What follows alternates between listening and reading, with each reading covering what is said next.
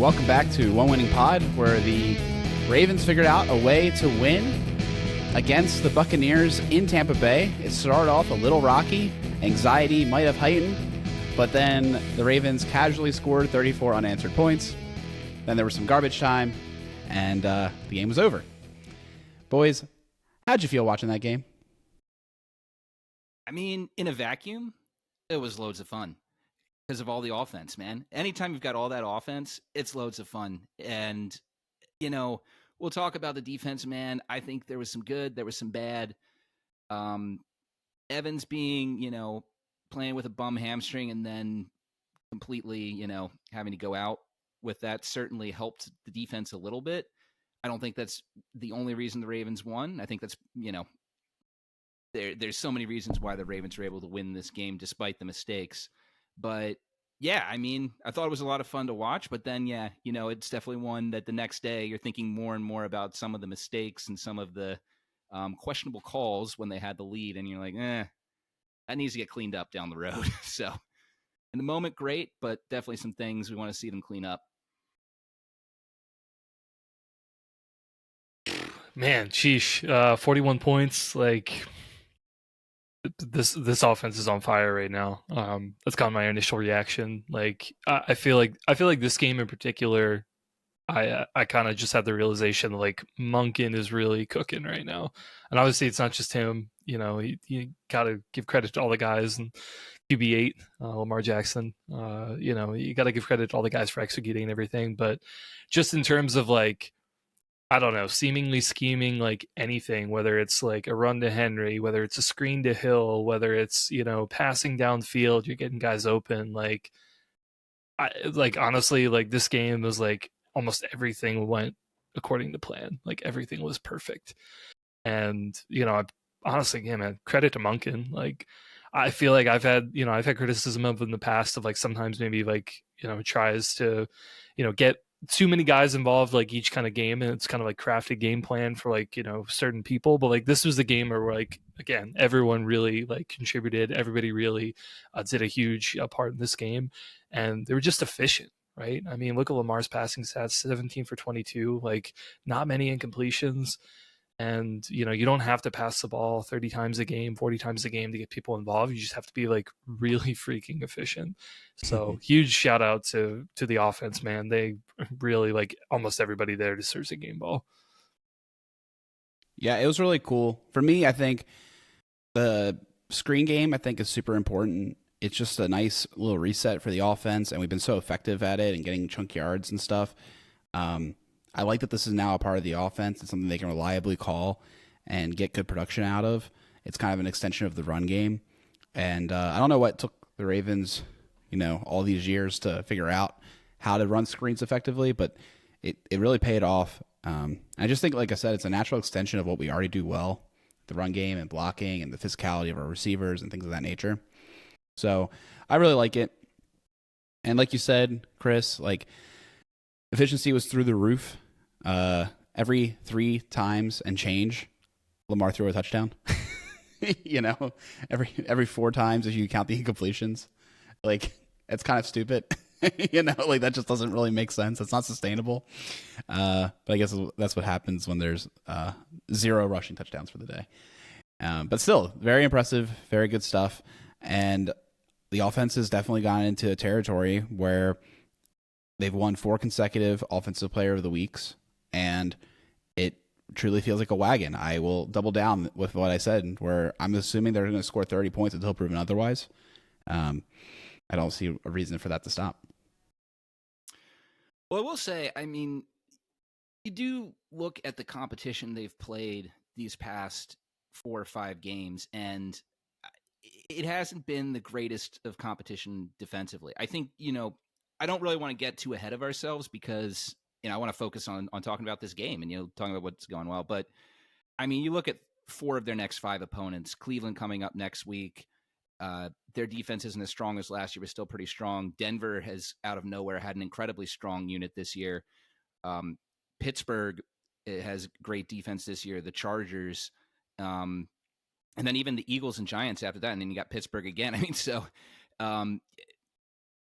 the only game in the next 8 opponents they have that you look at and you're just like, all right, defensively, that's not that big of a challenge for the Ravens is Cincinnati again, and they'll be playing them for the second time. So there's always that as well that comes into play in those games. But still, I mean, okay, so if you slow down a 40-point offense against a better defense, they're scoring 30 points, 28 points. I mean, and they might still even continue to do this great offense against those great defenses. So, yeah, I'm really interested to see what will happen in those games. And I think they'll be up for the challenge. And the reason for that is, I mean, Lamar Jackson, MV3, right? I mean, he's just playing at an MVP level.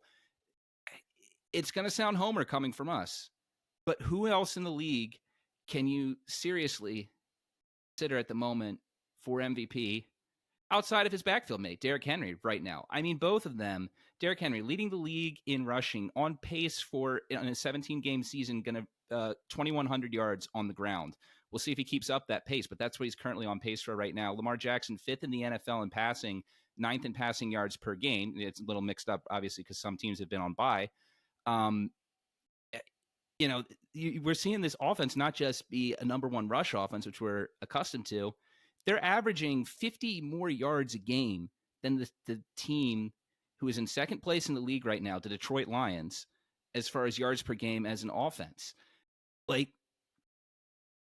I mean, we've never seen an offense like this, man. I mean, we'll see if they keep it up. But right now, they are off to a better start than anyone in the NFL from an offensive standpoint, and we're over a third of the way through the regular season at this point. Yeah, it's wild, man. I mean, to go back to your, is anybody even close? I mean, look, I mean, it is early, right? But I do think, if depending on a couple of the other teams, like, maybe some people don't like to talk about it, but like, if the Lions end up keeping doing really well, like, I think Goff could have a chance. Obviously he's not the same player as Lamar. He's not going to have the same things there, but I think their offense has been very effective. I'm not seriously kind of considering anybody on the Vikings, although Darnold's story is always really a good one. But then obviously you look at Mahomes, like the Chiefs are really good, but Mahomes right now is kind of in the middle of the pack right now. But doesn't really mean much for the postseason. Obviously, he's still going to do postseason things. But yeah, I mean, anything could change. But I think at the end of the day, like your point is right. Like right now, Lamar and Henry are both up there. And honestly, like it's almost like a dart toss coin flip. Like, at the end of the season, like if they continue to kind of do what they're doing, like I feel like you could pick either one of them and you'd probably be right. But yeah, you do bring up a good point though. Kind of going into other defenses too, like this offense is playing really well right now. They'll have a couple of number tests that they're going to have to get through, and I think that's honestly going to be a place where we'll probably talk about it more. But I think the defense is going to have to step up as well. They did pretty good, I would say, for most of the game here, but it was another fourth quarter where a lot of touchdowns were let up. It's a little disappointing. But if they're really going to get through some of these stretch of games, offense is going to have to continue doing what they're doing. The defense is going to have to tighten up a little bit more. In a game, another crazy stat before Alec jumps in, I wanted to mention, because this is just again just showing, Lamar Jackson MVP season last year. So Lamar Jackson threw 5 touchdown passes last night. Through his first 5 games last year, he'd only thrown 4 touchdown passes through all that. 6 through his first 6 games. So year 2 of under Monken, we're seeing big gains. We're seeing big gains, man. Yeah, I thought you were going to pull out the stat where it's like in the amount of 5 touchdown passing games and games played, and Lamar's just a complete outlier. Oh, we can pull that one up too. I mean, yeah. There's no shortage of Lamar Jackson. Amazing stats we can pull up here. Yeah, he's just like that. But what I was going to bring up is that in a game where Zay Flowers got injured early, despite coming back and playing, but he never got targeted or a rush again. The rest of the offense was able to step up, namely Bateman and Andrews. Andrews looked like his old self. I thought this was another good game. Not just that he scored a touchdown half the time that the ball came towards him, but also because of the toe tap grab on the sideline that looked really nice. And then Bateman with the communication with Lamar on the deep pass, and then also just burning on another deep pass, or just things of total beauty. And very exciting for the offense to see these guys starting to come online and playing super effectively. When you also have guys like Derrick Henry casually running for 169 very nice yards. I know, dude, that one part of the broadcast where they're like, yeah, Henry's been bottled up and everything. And then they're like, yeah, there he goes. Casually 81-yard run, like completely flipped the script right there. But yeah, no, man. But yeah, like literally, man, everything's going right. But Bateman, I feel like we got to talk about Bateman. Like everyone's been looking for that like breakout game. Like I feel like this is pretty close to being it, right? Like I know he only had a couple of catches, but the big catch that, the breakdown, Lamar's rolling out of his pocket and he'd be able to come back to the ball and get that was like a 40-yard catch or 30-yard catch or something. And that beauty of a ball down the sideline to get the touchdown from Lamar, that 49-yard pass, like, oh my God. Like, I think that's like, I don't know. I feel like we haven't seen that play since like maybe Hollywood left and we had some of those deep passes, but woo-wee, man, that was nice. Yeah, that was just such a beautiful play. So happy for Bateman. And, I feel pretty comfortable saying that he is legitimately one of the top options now in this receiving attack, along with Zay Flowers and Mark Andrews. I mean, it hasn't just been this game, right? He's been grinding this year. He's come out and he's a bigger part in the offense than he was last year. And it's been consistent week in and week out. He's been getting in there. And, I think it's you're starting to see the big plays a little bit against Washington. He had 71 yards on 4 catches. And then without a doubt in this one, that the touchdown that you talked about, absolutely beautiful play. And then his first reception of the game where Lamar was able to get out of trouble, scramble to his right and do some improvising there. Bateman was able to find the soft spot between the corner and the safety deep and get a lot of good yardage after the catch. Almost had a touchdown on that one too. But yeah, I think he's here. I think this is finally the Bateman that we were looking to see. How many of his opportunities he's going to have, I don't know. Like you said, we're looking at this, and he's averaging for the season, I mean, about 4 targets a game. You look at 4 games with 4 targets, one with 5, then one with 8, and one with 1. It averages out to about 4 looks a game. And maybe that's just what his role is in the offense, but he's so efficient right now with what those catches that he's getting. And he's a legitimate deep threat now. So, yeah, look, man, if the Ravens can trade for a wide receiver at the trade deadline with something that makes sense, that'll be great, right? Because we see so many teams in the AFC right now. The Bills got Amari Cooper. The Chiefs are in the midst of trading for DeAndre Hopkins. I don't know if that's fully done at this point or not. The Ravens, one could look at and say, you need to go and trade for like a Cooper Kupp or someone of that, vein. Cortland Sutton, I guess, might be, more within the wheelhouse. But at the same time, if Bateman continues to develop, you've got your trade in-house. You've got this guy who, former first-round pick, has just had a lot of bad luck with injuries, is now finally putting it together. He may have arrived. We'll see. It's all looking great for him at the moment. Just looks like a completely different player from last year.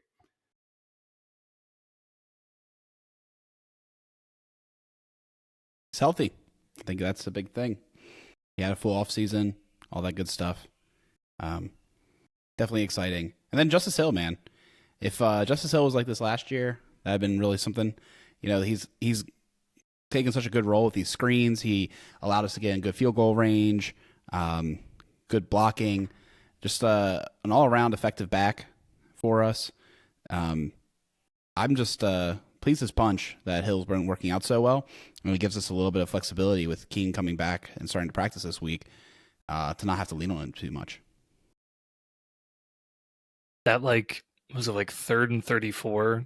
They ended up having 2 holding penalties back to back, and they ended up throwing a screen to Hill. If he would have completed that, he was maybe 8 yards away from completing it, but got a significant chunk of that yardage back. I feel like if he completed that, that's honestly that was kind of like a 4th and 29.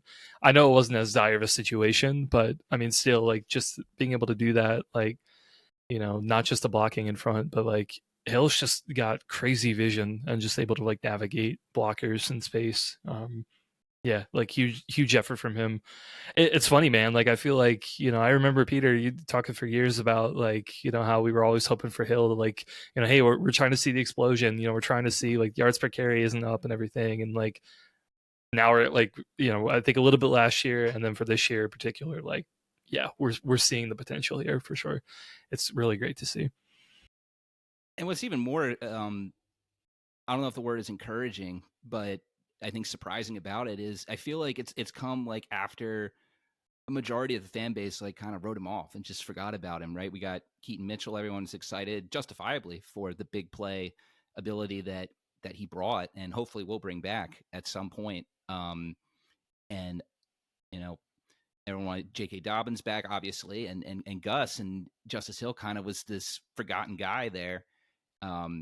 Particularly even after week 2, he was supposed to step up and be the replacement for J.K. Dobbins. It took him a little bit to be that guy. But man, you got to just credit the coaching staff for not giving up on this guy, and as well as him for continuing to work at the little things like pass protection and finding holes, and just continue to work and just figure out like, where do you fit in this offense? He's a guy he's never going to be a Pro Bowl caliber player in this league. He's never going to be a guy who, a lot of fans outside the Ravens know who he is. He just doesn't have that skill set. But what he does have, he's maximizing right now. And man, is it valuable to this team. And I remember at the end of our pod last week, we were mentioning how Hill had been phased out the previous 2 weeks. But, I said, I have a feeling there's still going to be games. He still has a role. And what do you know? Huge one against the Bucs last night. On the topic of offensive line, playing great as a unit, Ronnie Stanley is back to all-pro stealth. Remember when we were talking about the contract restructure, and it was like he had to have these really audacious goals in order to get more money? It's in the cards. Like, it's definitely in play. So I think the Ravens now have themselves a very interesting situation with him, and trying to figure out if they want to try to retain him, and the gymnastics that might have to be done in order to do something like that while also maintaining other young talent. But good problem to have. It's fantastic to see him playing so well. And also just fantastic for the guy who had such a struggle for the last 3 years. 100%, man. I mean, I can't stop talking about Ronnie whenever we do these shows, man. It's just so much fun to watch him too. Just it doesn't just look like he's back. It looks like he's having fun out there. And Alec, you kind of mentioned it when we were talking about it 2 weeks ago with his time on the lounge, him explaining how he had to reapproach the game, and I think you said he talked to a sports psychiatrist or something. Yeah. Just looks like a younger player out there, right? Than we've seen the past couple of years, and he's got a nasty streak right now, and I think he's just a leader on that offensive line, and it's just making Rosengarten and Falele, all those guys better. Linderbaum, McCary, man.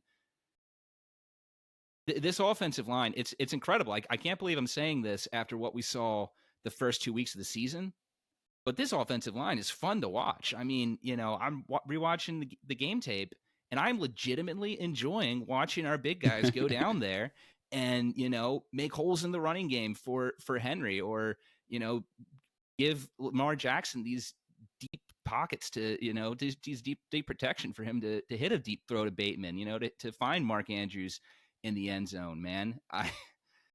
It's incredible. It's incredible how quickly this unit has gone from something that looked like a liability that was going to stop the Ravens from being able to be a playoff team, to honestly one of the strongest units on the team.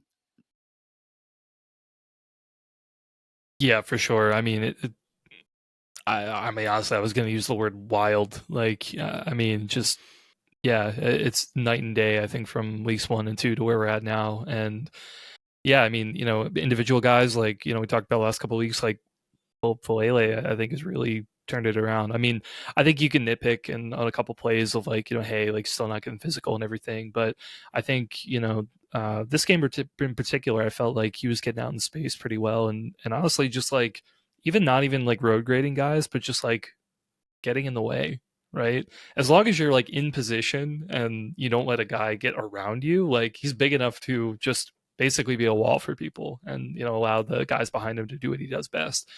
And, you know, I think that holding call on him, a little questionable. I feel like, you know, that was like, I've seen holding from him, like that wasn't holding, but, you know, I digress. But yeah, guys like him, like I think have done really well. I think I feel like the switch from McCary from tackle to guard, I think has been good. I was actually going to ask you guys, like, has McCary taken the job back from Voorhees at this point? Yes. Yeah, Like fully, like it's probably his job to Yeah, lose now so. moving forward. Oh, for sure. I mean, he's been available the last couple of weeks, and they just aren't. They're not. That's what doing I the was. range. I was just looking at it. Yeah, Yeah. he's not on the injury report for this week. So yeah, I was And I just think hoping it's that was the more case. so. It's not even McCary. I think it's more so that Rosengarten, I mean, has shown that he's ready to be a starter, right? Yeah. Because I think that I imagine that if they wanted to slot Voorhees back in, McCary's going back to right tackle, and they'd put Rosengarten back on the bench.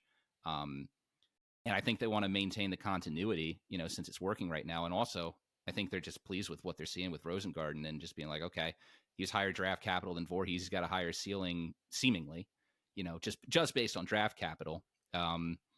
So yeah, I think they're just going to keep running with it, which is frustrating for a guy like Voorhees. But I think also at the same time, I think Alec and I were discussing this one of the pods you unfortunately weren't able to make. It's like, for myself at least, and I think for other fans as well, like had it not been for the fact that we all got blindsided by that depth chart putting Folele at right guard and McCary at right tackle, Voorhees starting at left guard would have been the big item we would have been talking about. I think, you know, it just a 7th round draft pick coming off a major injury. It didn't seem ideal to throw that guy into that situation. And, you know, I think right now for both his development of the season, it's going to be best for him to, you know, kind of learn from the sidelines. But that has to be frustrating for him, though, because, you know, had he not got hurt, the Ravens have shifted. Line, not sure, you know, maybe they would have been just as good as they are now with Voorhees staying in there. And it was just a matter of just getting guys playing together. I don't know. But yeah, sometimes the NFL falls that way. I'm sure it's frustrating for the front office too. You know, there's good reasons to try to have the young kid win the job, right? For like future planning, because now it just opens up another question mark going into next year of like, what are we going to do at left guard? You know, do we roll with McCary again, extend him, or do we go ahead and try Voorhees out again? You know, it just makes for another like question point. But at this point, I think it's 100% his job to keep.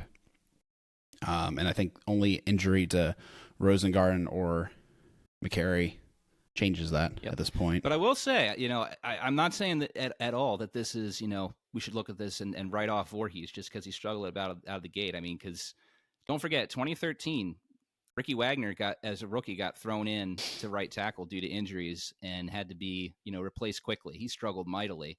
And, you know, we all remember Ricky Wagner as a guy who would eventually have a very solid career with the Ravens.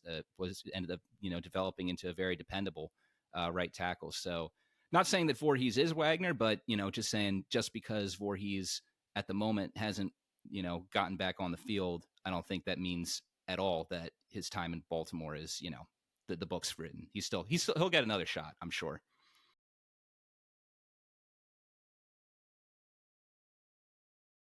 Want to move over to the defense? I guess. Which is frustrating for the Ravens that I have to say, I guess, talk about the defense, right? Man, yeah. Well, honestly, like I feel like you take away the first 10 minutes and maybe the last 6 minutes, and honestly, the defense I think pretty dang well.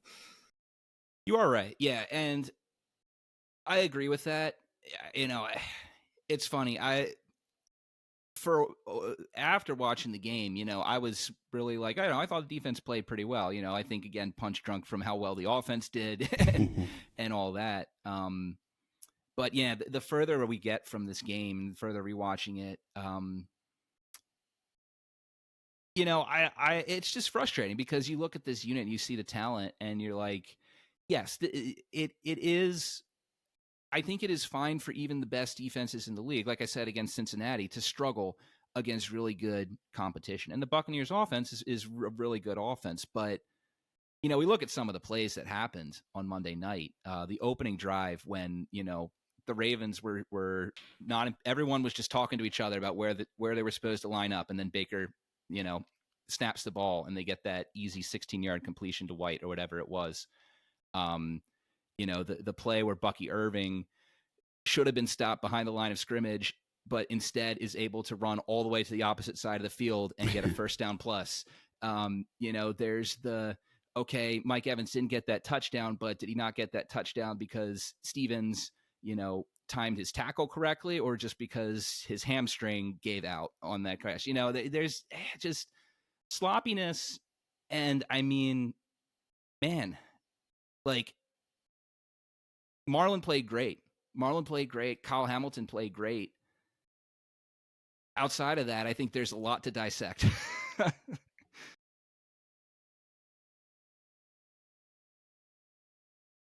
Yeah. Certainly, another week of communication issues, man. Just kind of ridiculous, right? I don't know. I feel like we need a cut up of. I feel like we need to find like a cut up of these plays and just see if we can pinpoint if it's a particular person or not. Like, I feel like I saw one or two this game where I'm like, hey, we're playing some sort of zone, and some guy was playing man instead and decided to follow a receiver, so you end up having two guys defending the same guy and then one guy running free. You just have way too many of those plays. If it's not on the linebackers, I think it's on like some of the corners that are trailing. And it's just like, it's super frustrating. It's like, we know that there's a good majority of these players on this team, like they've been starters for quite some time, and even like a couple of new guys, like, I don't know, it feels like it's something like it shouldn't take this long to get figured out. But yeah, it's just there's a lot. I think that really, like, I'm assuming they're recognizing like this is unacceptable. Like we just need to do better. And it has nothing to do with talent. It just has everything to do with just knowing what is your job, what do you need to do, what does the other person need to do aside from you, and play within that. It's funny because it felt like, to me, like I felt like Humphrey was. I feel like he, like the plays that he had, the picks, I feel like he had a really good understanding of that, because it was kind of like with Peters, right? We'd always kind of like comment on him of like he knew when to take those gambles, because he knew, hey, somebody covering my backside, so if somebody got past me, like they would be covered.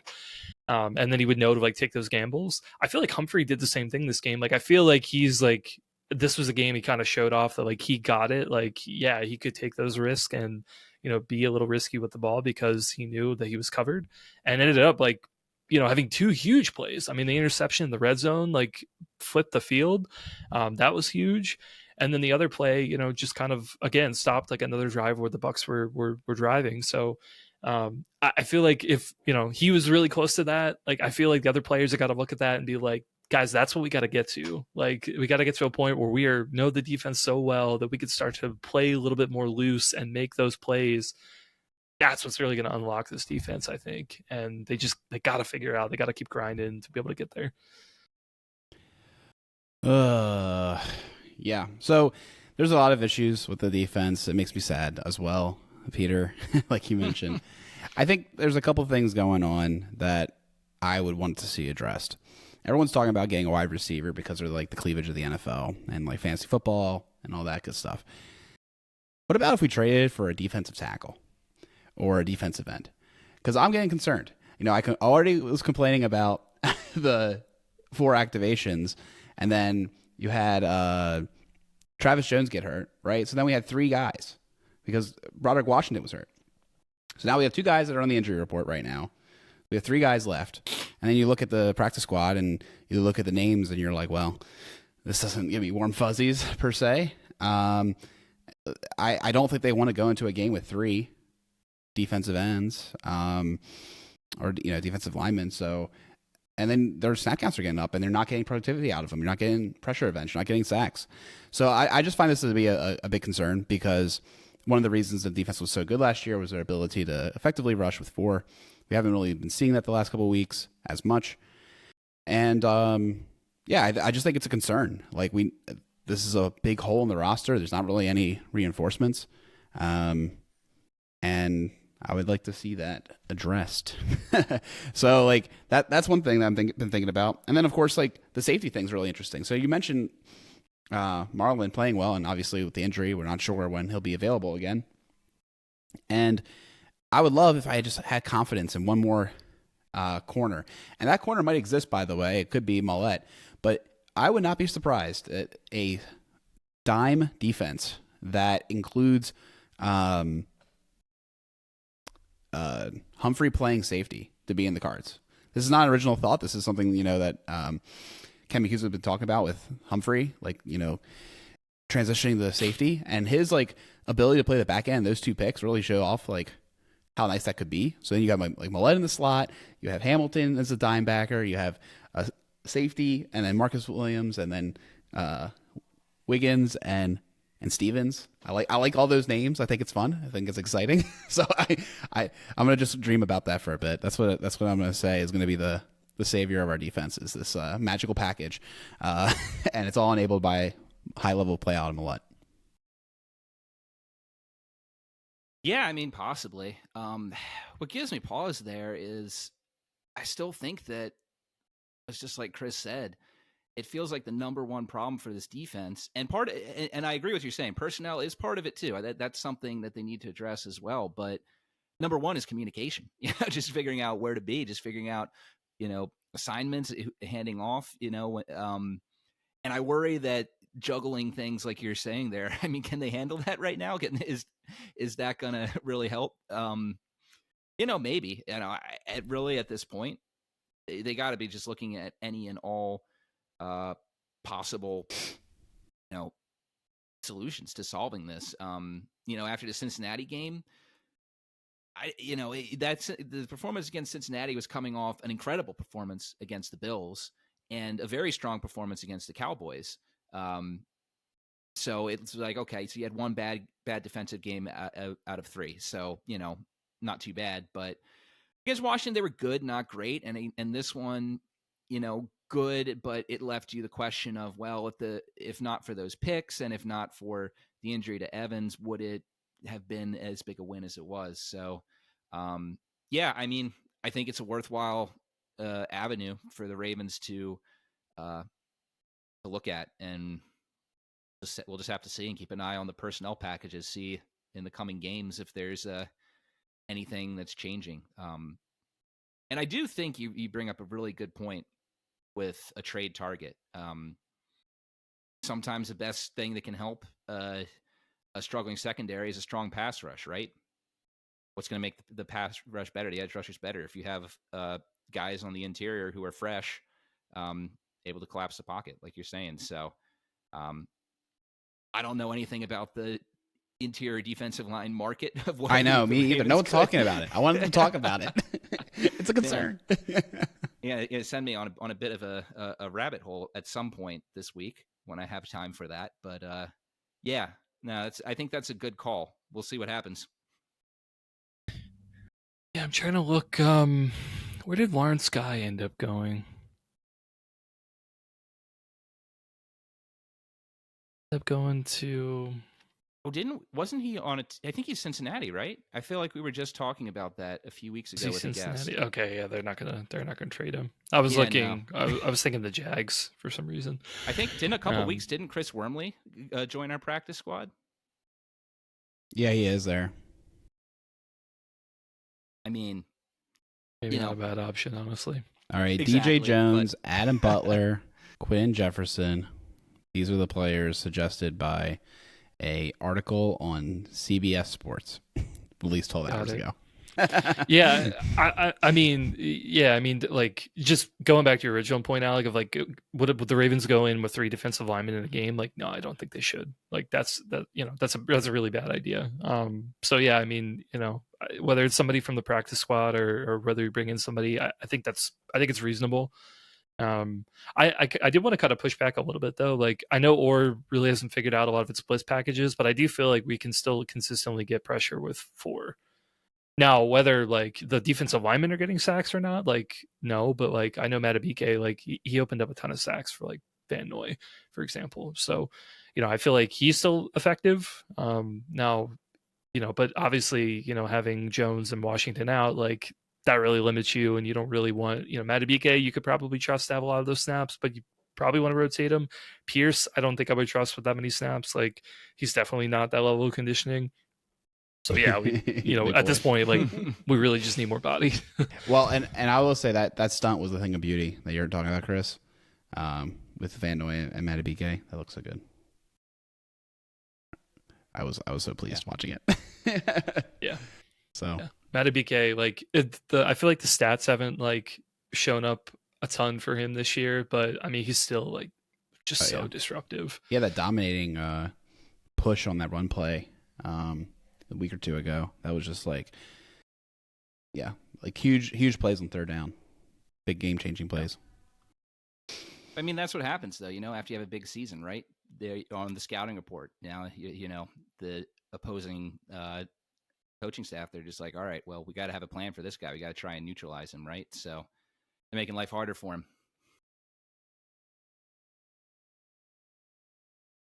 Yeah, for sure. What else do we need to talk about with the defense? Got to figure out how to get off the field on third down, man. They're letting up too many touchdowns. Right. I know, like, we talked a lot about personnel and just, like, communication issues and everything, but, like, we really got to figure out how to, like, stop some of these drives from scoring touchdowns, particularly in the fourth quarter. Like, I feel like that, like, if you clean that up and just turn them into field goals or even, like, a turnover or two, like, I feel like it wouldn't look as bad. Like, you could still give up the yards, but as long as you clamp down, it's good. These touchdowns, man, are just, like, killing us. Yes. I find it stressful. I feel like we just have not had consistent play calling on third down. Now, if you look at there's been like there's a thread shared by Adam Schwartz or whatever his name is, Mr. Devoa, and it's interesting. Like, there's no like down that we're particularly like egregiously bad at. There's no, like the data's so weird about our defense, and I feel like that kind of sums up a lot of like how we feel about it too, where we're like, there are studs here, they make big plays at times, like, but then they just have these lapses, and they've been vulnerable. It makes it really tough to like trust. Like, I don't trust them. Like, that's the biggest thing. They go out there, we need to stop, and like, I guess like ironically, when we've needed them to actually be good, they are. But when the offense is like running around and scoring points, they like cannot just like keep them down for a long time. I don't know. It's complicated. It's just weird. I do recognize we scored 34 consecutive points, so clearly we did something right. But there were interceptions there that were in like end zones and stuff, right? So like there were some big swing plays to alleviate the problem. Well, just like we're saying, the offense is getting some tougher competition. Defense, they might be getting a little bit of a breather with some. At least the next two offenses, anything can happen. But yeah, what are the Browns? Exactly. What are the Browns? Denver. I mean, Bo Nix has looked good, but he's a rookie, and he's looked like a very limited rookie. There's things that him and then offense does well, but if you stop that, then, they don't really have a second punch. And then, Bengals again, that'll be tough. Steelers, who knows? Russell Wilson, the Jets made him look really good after he looked awful in the first quarter of that game. So, I mean, yeah, I have no idea what we're going to be expecting in 4 weeks there. But then you got the Chargers after that. So some easier offenses on the schedule, at least relative to what they had been playing, the past 4 or 5 weeks. So hopefully that'll be an opportunity for them to get better.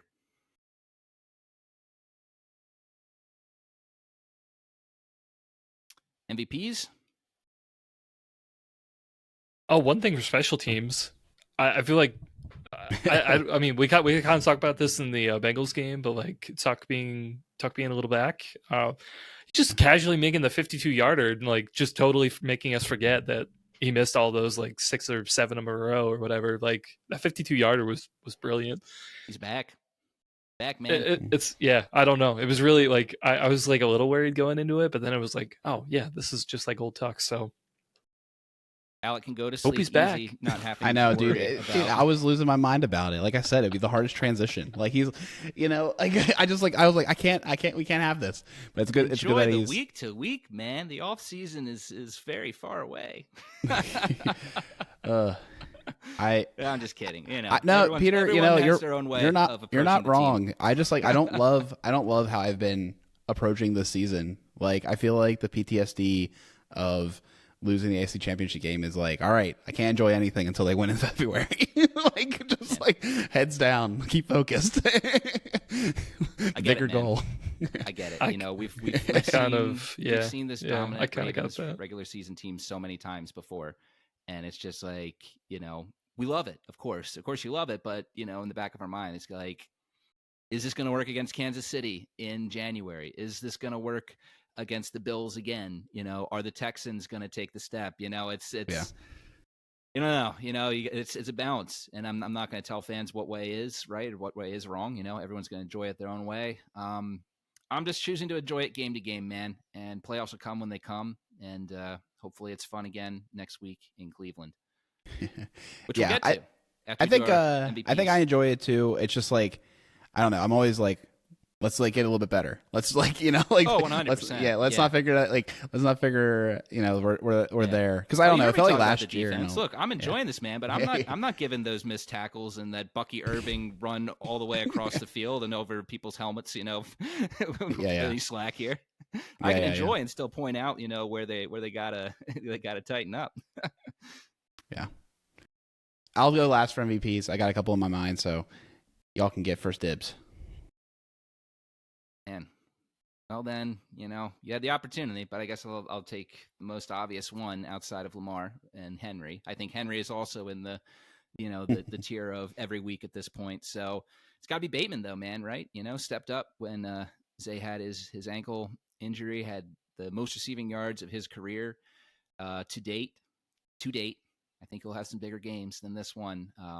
Like we already said, just developing into a great option in this passing game that we always wanted to see. Hopefully it continues. I'll go Humphrey. 2 picks. Obviously, we talked about them. They're huge. Where the rest of the defense was a little shaky, he came up big. So, and it was good to see, man. Like I feel like we haven't seen a lot of turnovers for him in some time. So it's good to see him ball out before he got hurt. Yeah, for sure. Wiggins is my MVP. I could have went with Andrews, but I really want to talk about Wiggins because, we, like you said, Chris, we had a really good play out of Humphrey, and I think he was able to come in and step up and play a good shutdown defense as well. And I think he's clearly an ascending player. He's a rookie, but I'm feeling pretty good about this pick. I'm really starting to think that we might have gotten another one. Ravens just can't keep getting away with this. But I guess we will. No, Wiggins did play well. I wish I'd included him with Hamilton and Humphrey. Good game from him. Well, let's transition and talk about the Cleveland Browns. I can't believe that we don't have to play Watson. What a delight the universe gave us. Maybe his Achilles was just scared of playing our defense. Like last time he broke his shoulder. This time, like his Achilles was like, nah, man, like you don't want to play them. And then the wildest thing happened, right? So they had Winston as their emergency quarterback because they didn't want to have the fans chanting for him again, and they had DTR as the backup. So then DTR had to come in, and then he hurts his finger. So then they actually had the emergency protocol come in to play. Pretty bonkers. And Winston's already been declared the starter for this week. Not a big surprise there.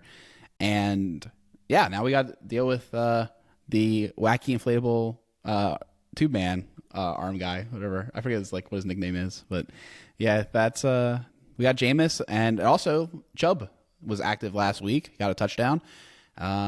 What does Chubb look like as he continues to get ramped up? Is he his normal self? So I feel like what we said at the like we alluded to, like what are the Browns? I think that's a huge question on their offensive side. Like we really don't know. They just got rid of Amari Cooper. Like it's a whole new offense than it was a couple weeks ago. That was also bottom in the whole NFL. Yeah, it's a huge question mark. I think this matchup has trap game written all over it. Does that mean that I think the Ravens will lose? No, I think they'll win this game, but it is one that if things go sideways, I don't think I'll be surprised because it just looks like one of those games on paper where it's like the Ravens should come in here against their divisional opponent and who has no business winning this game because, like you said, starting quarterback's hurt. Starting running back is back, but got 2.2 yards per clip in that game. They have no wide receivers that anyone knows, except ultra fantasy football nerds like us. Dude, Tillman was my favorite player in the draft. I know that guy. Right, but no one else does outside of Browns fans and University of Tennessee alumni. But yeah, and I mean, you look at their offensive line too. It's not the same as it's been in years past. You know, they were down a little bit this year. I mean, Wyatt Teller's out on IR. They've got Joe Bitonio there at left guard. He's been there forever. He's great, but outside of that, the rest of their offensive line is not performing at a very good level. And their defense, I think, has been solid, but not quite as good as what we've seen from them. But you know, maybe this team rallies around JMO. I don't know. You know, maybe this team is just like, you know, Watson's gone. We've got a fresh leaf. Let's show that we're, you know, not just going to lay down and let everyone run over us. That can happen in today's NFL, you know, and these Browns games haven't been many blowouts recently. It just always seems like these games are closer than you'd expect. So, yeah, we'll see. It's an interesting matchup, but yeah, on paper, it looks like the Ravens should blow them out. Yeah, I guess the thing I'm worried about most with this offense is just like, you know, in this situation where, you know, 2 weeks ago and all the game film that you have is with Amari Cooper and with Watson, now you throw in all these new players.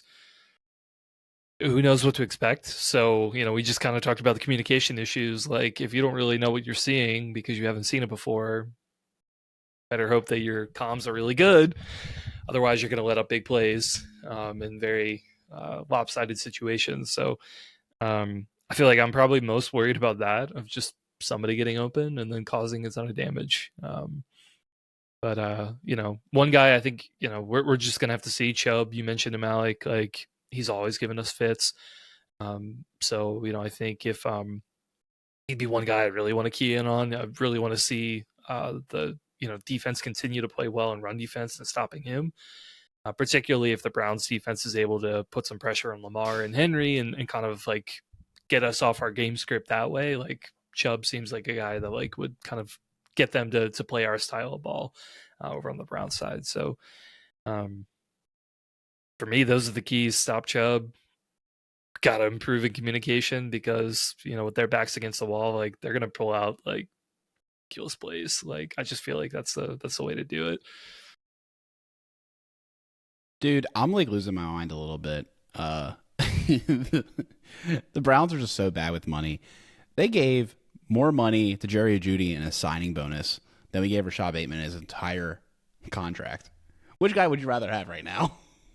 Like, it's kind of bonkers, man. Look at their wide receivers. You know, they brought in Jerry Jeudy. That was one of their big acquisitions. He hasn't been too spectacular. Yeah, it's a weird. It's just so many misfires. I feel like their whole team is just like a big old dud as far as construction, you know. And that's I think that's why when you say, Peter, like it's a trap game and like it wouldn't surprise us. I agree with all that, but man, would that be awful? Like I would feel so bad about it. Like I'd be belligerently upset because like this team has no business winning football games. At least that's not what a trap us. game is, right? I know. But like it would be particularly bad against the Browns. It's a divisional game and it's unacceptable. No, it would be. It would be, yeah. But yeah, and I mean that's the thing. And we didn't really we might have gotten into it a little bit talking about the in the recap, but it just feels like at some point, I want to see, the whole fan base wants to see this team just really just like, all right, let's just win this game. Let's not get like, what are we doing here? Monken, who it called an incredible game against the Buccaneers. What are we doing with that?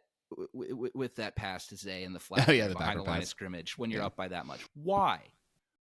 Just run Henry. He gets 1 yard, fine. Punt it. Pin him back. It just plays like that. And then, we've seen other things to that extent this year, just questionable offensive calls when you've got a big lead that allows the opposing team to inch back into the game. Defensive plays where, like we're talking about, you're letting the running back run in the flat free or all the way from one side of the field to the other. It's just little things like that can cause a trap game to happen. You think that that it's okay to get away with those plays against this opponent because they're struggling and they have so many starters out. But if you do too much of that, then yeah, this team could win with the game. And that's not something we can really, predict from an analysis standpoint, right? Because that just comes down to the game plan and how they're going to execute it. And we just, we can't really speculate on that here. We don't have that info. I did want to mention too that their offensive play caller changed. So they're actually they're using their offensive coordinator this week as well. Instead of whatever they're starting. What was the coach's name? Kevin Stefanski? Yeah. So Ken Dorsey's going to be calling plays.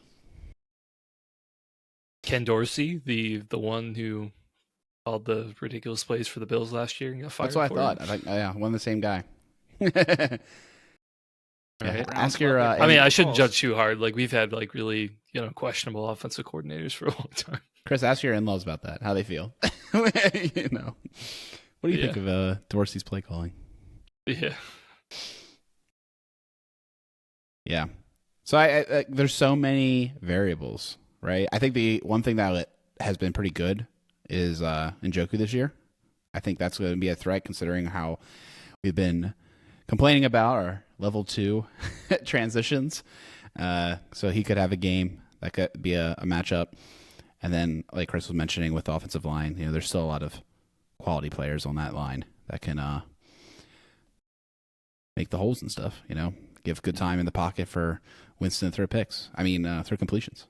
You may have meant to say that first one, but yeah, and I think they're secondary, and obviously Myles Garrett. Like, Myles Garrett's there. We've been talking up the Ravens' offensive line. This is a great test. This is a great test to see how good they really are. This Myles Garrett is still more than likely a top 5 defensive player in this league. He's an incredible talent. And I think their secondary is pretty solid too. I guess a guy like Greg Newsome is a guy that you want to kind of target. But outside of that, it's a very solid unit. They can be beat, but they're stronger than what the Ravens have played the past couple weeks, I would say, with Washington's past defense and Tampa Bay and Cincinnati. They're certainly, slightly above the middle of the pack. So, is this going to be a little more of a rushing game? Are we going to see the Ravens go back to running the ball a lot more than passing like they were at the beginning of the year? We could see that. I think we could see some more from the tight ends.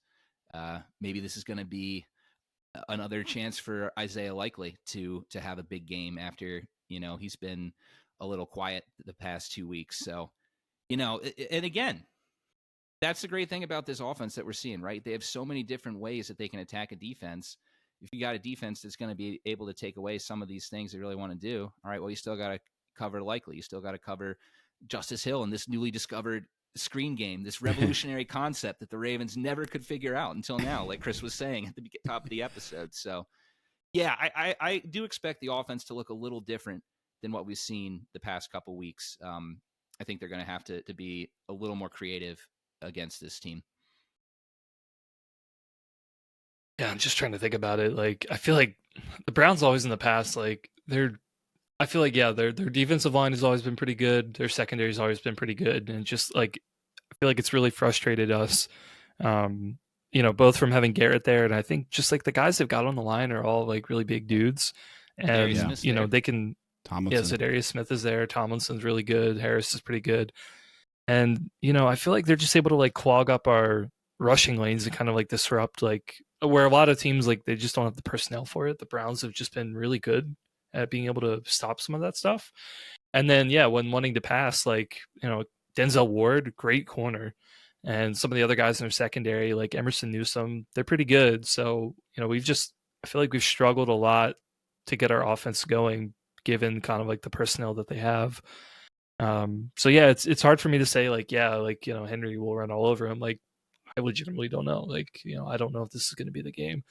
I do wonder if we're able to block on the perimeter. Like the screen game could be something, and that's mainly just because like we haven't seen it against the Browns, so it might be something that maybe they're just not used to from us in terms of like tendencies. But legitimately, like I could see our offensive game plan being pretty much anything against this defense. I feel like it'll be the key matchup, in my opinion, is how well we perform against their defense. I like that call about the screen game and being a secret weapon, so to speak, or like a variable in this game. I'd also add, and I anticipate the Ravens to continue exploring the deep ball.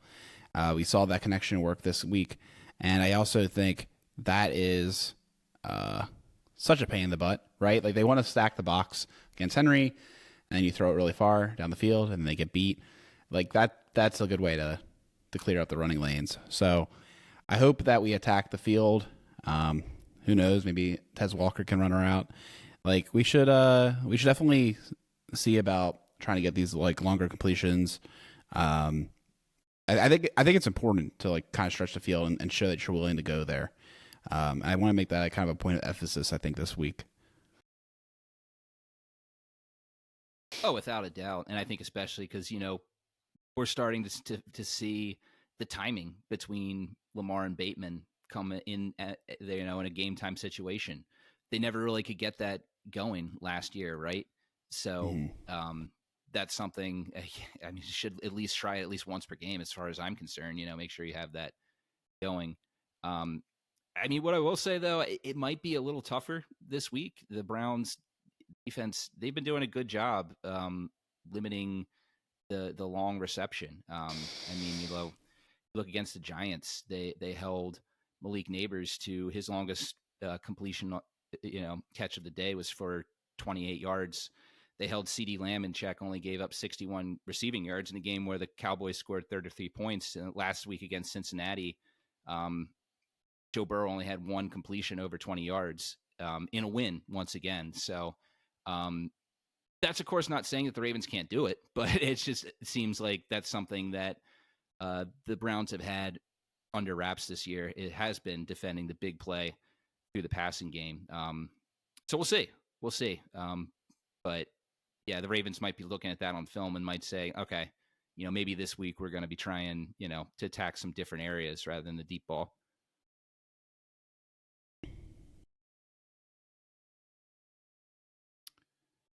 Anything else? Should we move on to bowl predictions, score predictions, guys? I'm ready for that. You guys ready? Let's do it. So I'll start off by saying that the spread is 8.5 for the Ravens and 44.5 over under. Some context. I did notice that I was correct in my bold prediction last week. Andrews and Bateman touchdowns. I am despondent that I didn't bet that in a parlay by itself, and I always like added one other receiver because of that darn boost. So I'm like really disappointed in myself, but that's okay. It was still a good day from a betting perspective. There you go. But do you guys want to go first, or do you want me to kick it off? Go ahead, man. Yeah, you go first, man. All right, I will do that. I'm going to say the game hits the over because I don't trust our defense. But I will say that the Ravens, once again, score over 30 points. So my score prediction will be 33-20 Ravens. And then for the bold prediction, I anticipate I think I kind of like what you said there, Chris, with the screens. I'm going to say that we call I don't want to have to count screens. So I'm gonna say that one of them goes for a touchdown. Is that good enough? Sure. Yeah. No, I mean, Works for me. we had our first one. Well, I don't know if it was first one this season, but we had one of them last game. So Yeah, I know. It's like we've seen it. It's like it doesn't feel as bold, but it still is a very specific way to score. It's a 33-20 I am fine with it. Ravens. Works for me. It's good with Chris. All right, I can jump in next. I got a bet for you, Alec, with my bold prediction here. I think you'll like this one, and I think you will not bet it. But if anyone wants to bet it, you probably shouldn't. But it had a nice, pretty nice big payday. But I think that we're going to see here, because logically, Mark Andrews scored 1 touchdown 2 weeks ago. Last week, he scored 2 touchdowns. Well, what's the team that Mark Andrews consistently burns? Cleveland Browns. He's going to score 3 touchdowns in this game. That's my bold prediction here. We're going 1, 2, 3. that is very 3 weeks bold. in a row. Wow. And I think there will be somewhat of a letdown this game. It just feels like it's inevitable after the big wins they've had these past few weeks, and they're going to play an opponent that is hurting a bit. I do still think the Ravens win. I'm going to put it down as 27-19. But I'm nervous. I'm nervous that some of these mistakes that they've been getting away with, these lapses in, getting a little too comfortable, could come back to bite them. But they should win this game. They really should win it.